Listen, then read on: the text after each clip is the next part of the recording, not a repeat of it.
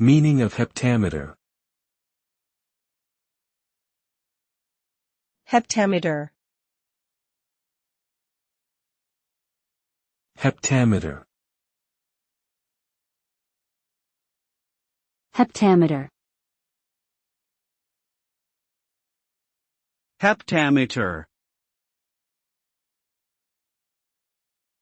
Heptameter is a literary term used to describe a line of verse that contains 7 metrical feet. Each foot consists of a stressed syllable followed by one or more unstressed syllables. Heptameter is a relatively uncommon meter in English poetry, but it can be found in some works of epic poetry and drama, as well as some modern experimental poetry. The use of heptameter can create a sense of weightiness or emphasis, as the extra syllables force the reader to slow down and contemplate each individual word.